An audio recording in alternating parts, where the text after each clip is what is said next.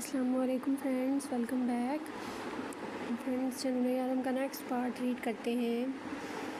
तुम्हारे लबों की दास्तान नहीं, तुम्हारी धड़कन की कहानियाँ सुनने के मूड में हूँ। अपनी धड़कनों को कह दो आज इतनी ज़ोर से धड़के कि यारम काज़मी उनमें समा जाए। आज कोई दूरी में रहने नहीं दूंगा। बहुत दिन आज़ादी के गुजार लिए तुमने, आप मेरी बाहों में, मेरी पनाहों में मेरी शिद्दतें सहो। सुबह होने वाली है यारम, वो उसे समझाते हुए कहने लगी। तो मैं क्या करूँ, मेरा दिल नहीं भरा। मैं सारा वक्त तुम्हें अपनी बाहों में लेकर यूं ही तुम्हारे पूर को अपने लबों से महकाना चाहता हूँ। अपनी सांसों की हरारत से मैं अपने दिल की तन्हाई को पिघला देना चाहता हूँ। मैं अपने जलते हुए लबों के अरमान निकालना चाहता हूँ। आज शिद्दतों की घटा बनकर मैं तुम पर बरसना चाहता हूँ। तुम्हें पता है मेरा बच्चा, तुमसे पहले ज़िंदगी में कुछ था ही नहीं जीने के लिए। दिल बन कर धड़कने लगी हो तुम इस सीने में। मैं तुमसे दूर रह ही नहीं सकता, कभी नहीं रह सकता। रूह, तुम्हें पता है मैं 2 दिन क्यों नहीं सोया हूँ। ऐसा नहीं है कि वहाँ सोने की जगह नहीं है या फिर मैं सो नहीं सकता। वहाँ हर चीज़ है जो किसी भी इंसान की ज़रूरत हो सकती है, लेकिन रूह, मुझे तुम्हारे बगैर नींद ही नहीं आती। जब तक तुम्हारा वजूद मेरी बाहों में नहीं होता मुझे सुकून नहीं मिलता। तुम्हें अपनी बाहों में लिए बगैर मैं सो ही नहीं सकता। रूह, तुम्हें पता है तुम्हारा होना इतना ज़रूरी है ना कि तुम्हारे ना होने से यारम काज़मी ख़त्म हो जाएगा और तुम मुझे खुद से दूर कर देती हो। वो नाराज़गी से उसकी गर्दन में मुँह देता जैसे अपने दिल का हाल सुना रहा था। रूह बेचैन हुई थी। वो नाराज़ हो गया था। रूह से देखना चाहती थी जबकि वो उसकी गिरद अपना हज़ार मजबूत करता यूं ही उसकी गर्दन में मुँह दिया खामोश पड़ा था। उसका नाजुक सा वजूद यारम के भारी कसरती वजूद के नीचे दबा हुआ था। यारम, मैं भी नहीं सोती आपके बगैर, मेरा भी वक्त नहीं गुजरता, सारी रात नींद नहीं आती। वो उसके बालों में उंगलियां चलाते हुए बोली। तो फिर जान क्यों छुड़ाती हो मुझसे? सो जाएं। आपको नींद आ रही है। रोयाम सोने नहीं देगा।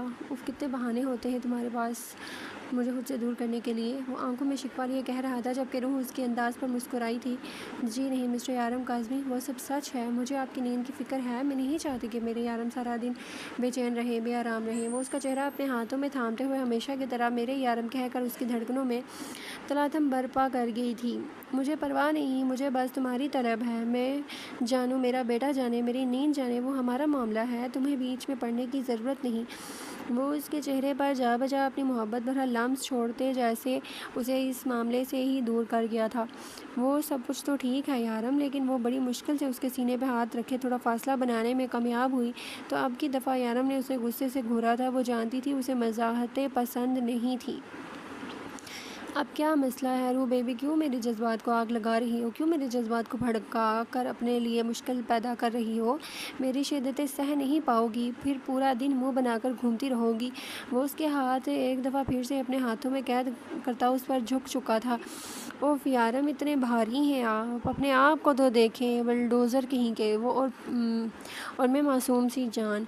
वो मुँह बनाते हुए बोली जब अचानक यारम ने करवट लेते हुए उसे अपने ऊपर करते खुद को बेड पर गिराया था। अब ठीक है ना? नहीं हूँ मैं तुम्हारे ऊपर। अब तो कर सकता हूँ ना तुम्हें प्यार। अब भी अगर तुम्हें कोई मसला है तो इस मसले को एक पेपर पर लिख कर आग लगा देना, क्योंकि मैं ऐसे मसलों को कोई अहमियत नहीं देता। उसके बालों में हाथ फंसाता अचानक पूरी शिद्दत से उसके लबों को अपने लबों से जोड़ते हुए खुद में कैद कर गया था। अब की दफ़ा तो उसकी पनाहों में कैद वो फड़फड़ा तक न सकी थी। उसके सारे बहानों को यारम ने चुटकियों में उड़ाया था, जबकि यारम की बेकरारियाँ, उसका मोहब्बत भरा अंदाज़, उसका अपने लिए दीवानापन उसे अच्छा लगता था। लेकिन फिर भी उसकी शिद्दतें बर्दाश्त करना रूह जैसी नाजुक जान के कहाँ बस की बात थी। वो हमेशा उसकी बाहों में बुरी तरह से कैद होकर पछताती थी। यारम एक दफ़ा इसमें खो जाता तो फिर किसी चीज़ का उसे होश नहीं रहता था। जिस तरह इस वक्त वो बुरी तरह से अपने हवासों को उसके नाजुक सरापे में मदहोश कर चुका था। उसे किसी चीज़ का होश नहीं था। बस इस वक्त वो अपनी रूह के पास था, उसकी बाहों में था, और यही उसके लिए उसका सब कुछ था। और यह हकीकत थी, उसका सुकून रूह के बाहों में ही था। वो थक हार कर हमेशा सुकून उसकी पनाहों में ढूंढता था। रूह जानती थी कि आज आसानी से उसकी जान बख्शी हर हरगिज़ नहीं होने वाली। वो उसकी धड़कनों में इश्तियाल भरपा करता अपनी शिद्दतों को जारहाना अंदाज में उस पर निछावर करता जा रहा था, जबकि रूह उसकी बाहों में कैद बस उसकी शिद्दतों में बेहाल हो रही थी। रूह जानती थी अब उसकी बाहों से आज़ादी तब तक मुमकिन नहीं है जब तक यारम खुद उसे आज़ादी देने के मूड में ना आ जाए। यारम उसे आसानी से हरगिज़ आज़ाद नहीं करने वाला था, तो बेहतर था कि वो खुद को उसके हवाले कर देती, जिस तरह कल रात से वो अपना आप यारम काज़मी को सौंपे हुए थी। यारम गहरी नींद सो रहा था। रात रूह ने बड़ी मुश्किल से उसकी मिन्नतें करके सोने की इजाज़त मांगी थी। उसका मूड तो नहीं था, लेकिन रूह की थकावट का एहसास करते हुए उसने बड़ी मुश्किल से रूह को सोने की इजाज़त दे दी थी। वो उसके साथ ही फजर की नमाज़ पढ़ के सो गया था। अब उसकी आंख अपने ऊपर हल्का हल्का वज़न पड़ते महसूस होती खुली थी। कोई उस पर नाच रहा था, वो भी बुरी तरह उस पर चढ़ते हुए। यारम के डिम्पल्स नुमाया हुए थे। वो यूं ही आराम से पड़ा अपने छोटे शैतान की शरारतों को एंजॉय कर रहा था, जबकि वो पूरी तरह से यारम पर उछल कूद करने में मसरूफ़ था। यारम काफ़ी देर बर्दाश्त करता रहा, लेकिन फिर कब तक वो उसकी शरारतों को सहता। अब उसकी बारी थी। उसने रोयाम की शरारतों को सब्र से बर्दाश्त किया था, अब उसने यारम की मोहब्बतों को बर्दाश्त करना था। वो एक झटके से उसे पकड़कर बेड पर पटकता अपनी बाहों में कैद कर गया था। मामा मामा बचाओ, मामा बचाओ। खुद को फंसे देख वो फ़ौरन नारे लगाने लगा। चूज़े, वो तुझे बचाने के काबिल नहीं है, बल्कि वो तो शायद अब सारा दिन मेरे सामने भी नहीं आएगी। तो अपनी शरारतों का ज़िम्मेदार खुद है। ये क्या चल रहा था? तू मेरी पीठ पर फुटबॉल मैच खेल रहा था? और ये कौन से फंगड़े डाल रहा था तू मेरे ऊपर नाचते गाने के लिए? और कोई जगह नहीं मिली तुझे? उसकी गर्दन में अपनी दाढ़ी चूड़ते हुए बोला। मैं तो खेल रहा था, वो मासूमियत से बोला। और तो मेरी पीठ पर खेल रहा था, ये कोई खेलने की जगह है? वो उसकी शरारत को झिझोड़ते हुए बोला। नहीं तो मैं आपको जगाने के लिए आपके ऊपर चढ़ा था, वो फिर से मासूमियत से बोला। उसकी मासूमियत यारम का दिल लूट लेती थी, लेकिन वो मासूम नहीं बल्कि शैतानों का बॉस था, और ये बात वो खुद भी बहुत अच्छे तरीके से जानता था। वो बेड से उठते हुए अचानक उसकी टांग से पकड़ता उसे अपनी कमर पर पीछे की तरफ लटका चुका था, जबकि अब उसकी नारेबाजियाँ शुरू हो चुकी थी। यारम का मूड फ्रेश होने का था, और उसका मूड फ्रेश तभी होता था जब वो रोयाम के साथ मस्तियाँ करता था। वो उसे बाहर लाते हुए फेंकता खुद भी उसके साथ पानी में आ गया था, जबकि घर में उसकी हकारियाँ गूंज रही थी। जबकि रूह काम ख़त्म करते हुए यारम के कहके और रोयाम के मासूम से हंसी सुनते मुस्कुरा रही थी। तुम्हें लगता है मैं ज़िंदा बच जाऊंगी शरफ? मुझे नहीं लगता। आई थिंक इस दफ़ा मेरी मौत मेरे बहुत आस पास है, बल्कि आस पास भी नहीं है, मेरे सर पर लटक रही है। बस कभी भी वो तलवार मेरे अंदर तक घुस कर मुझे ख़त्म कर देगी। मुझे अपनी ज़िंदगी से कोई गिला नहीं है। मैं मरने से पहले यारम से सारे बदले पूरे कर चुकी हूँ। वो दोनों उसके करीब बैठे थे, जबकि वो खोए हुए अंदाज में बोल रही थी, जैसे सचमुच में बस वो मरने ही वाली हो। यारम जैसे ही ऑफिस में दाखिल हुआ, वो तीनों उसे देखकर अपनी कुर्सियां छोड़ चुके थे। लैला, चलो मेरे साथ एक ज़रूरी काम है, वो बस उसे कहकर बाहर निकल गया था, जबकि लैला फ़ौरन अपना बैग उठाती उसके पीछे भाग गई थी। शायद वो उसे किसी ज़रूरी काम के लिए लेकर जा रहा था। ये हम कहाँ आए हैं डेवल? इतना घना जंगल, हम इतने घने जंगल में क्यों आए हैं? मैंने तो सुना है कि ये सड़क सेफ़ नहीं है, यहाँ बहुत खतरनाक जानवर घूमते रहते हैं। परेशानी से उसे बता रही थी, जबकि यारम बिल्कुल खामोशी से गाड़ी ड्राइव कर रहा था। फिर आगे जाकर उसने एक मकाम पर गाड़ी रोक दी थी, जहाँ से जंगल और भी ज़्यादा गहरा मालूम होता था।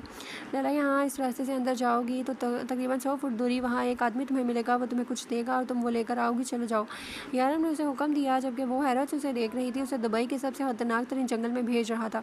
मैं नहीं जाऊँगी, मैं पागल थोड़ी हूँ, यहाँ इतने जंगली जानवर हैं और तुम और आदमखोर भी हैं। अरे मुझे पका कर नहीं, कच्चा खा जाएंगे, मैं हरगिज़ नहीं जाऊँगी।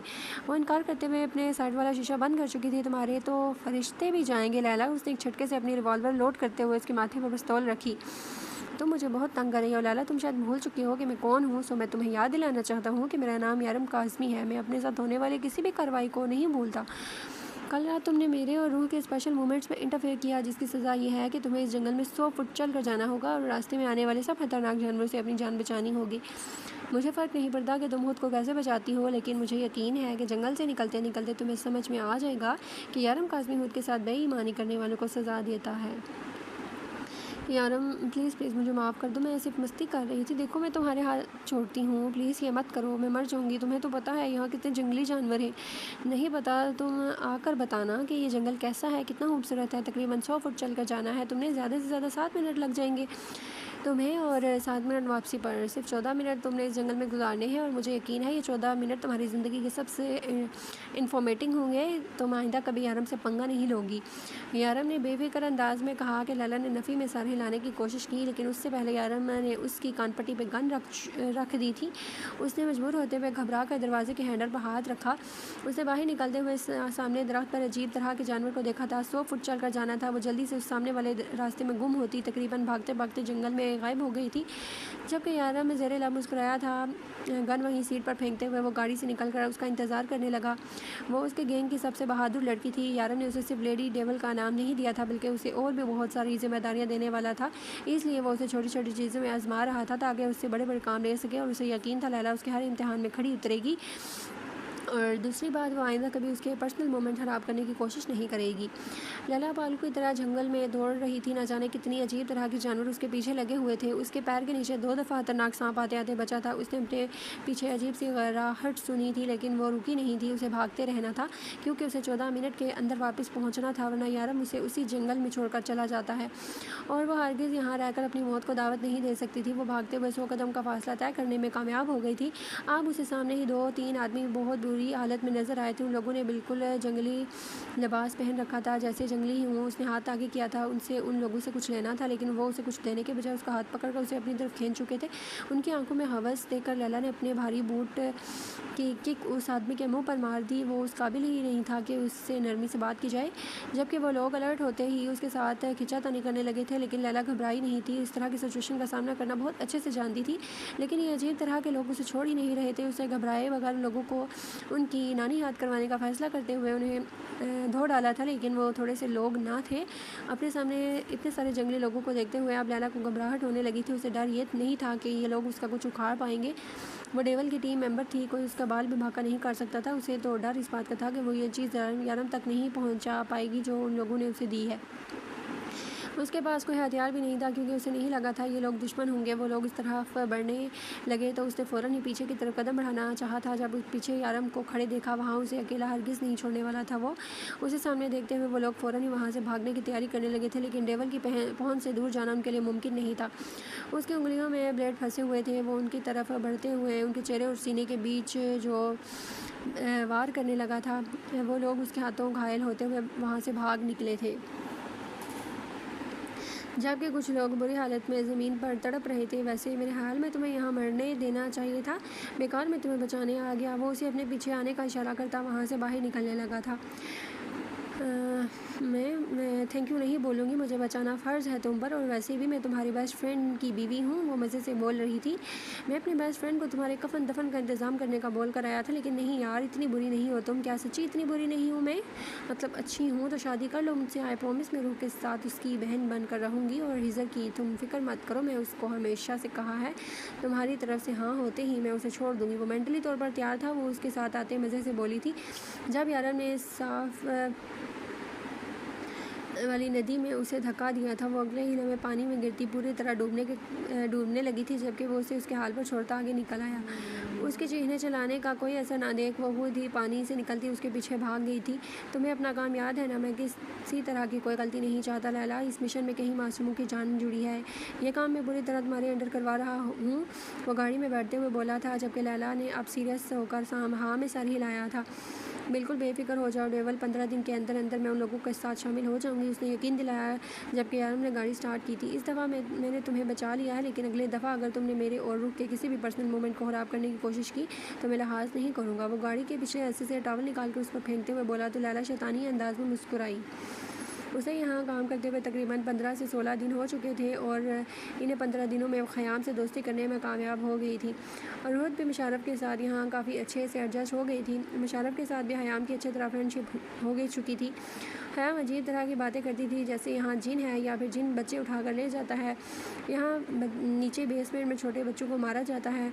वो इस तरह की बहुत सारी बातें करती थी जिनका कोई सेंस ही नहीं बनता था। मिस्टर अजमीर ने कहा था कि इसकी बातों पर ज़्यादा ध्यान देने की ज़रूरत नहीं है, जितना हो सके इसकी बातों को नज़रअंदाज कर दे, और वो जितना कर पा रही थी उतना उसकी फजूल बातों को इग्नोर कर रही थी। जबकि मासूमा के अलावा दूसरी और लड़की यहाँ ठहर नहीं रही थी, और शायद मासूमा की टिकने की वजह भी सिर्फ ये थी कि वो उससे छोटी बड़ी बातों को नज़रअंदाज करना जानती थी। उसके फैशन सेंस को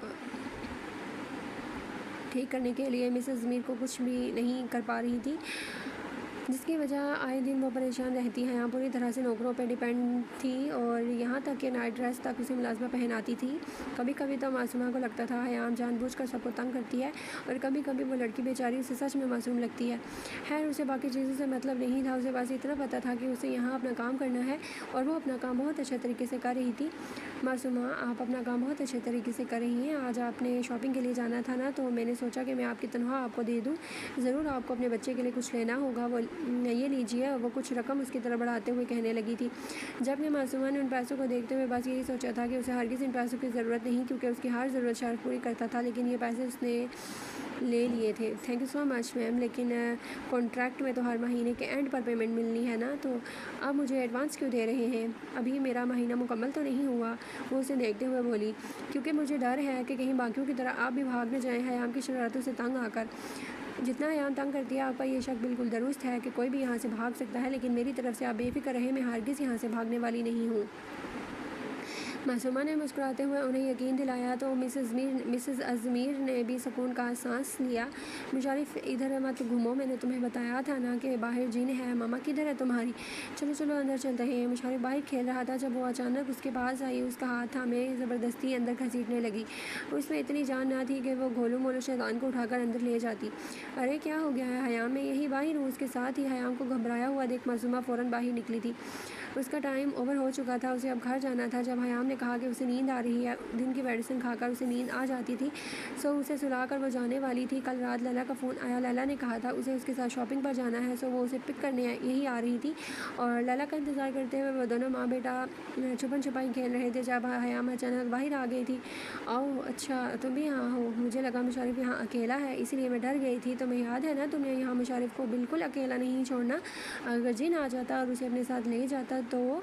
मैं तो इतने डर गई थी। भाग कर नीचे आई। इसे देखकर वो बहुत मासूमियत से बोल रही थी, जबकि मासूमा ने उसे यकीन दिलाया था कि वो उसके पास ही थी। मासूमा तो अपने बच्चे का वैसे भी कोई रिस्क नहीं लेती थी, और फिर हयाम की बातें उसे परेशान भी करती थी। बेशक उसे इन बातों पर यकीन नहीं था, लेकिन फिर भी अपने बेटे पर वो किसी भी तरह का रिस्क क्यों ले।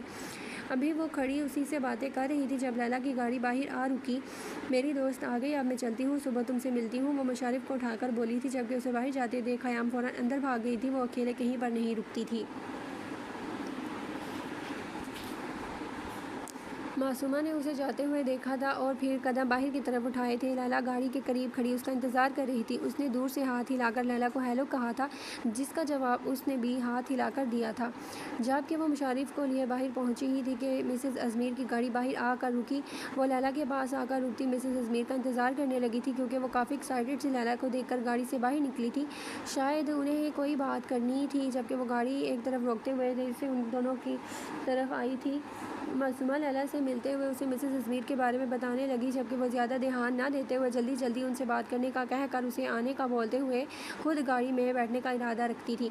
तुम जा रही हो मासूमा? ये किसके साथ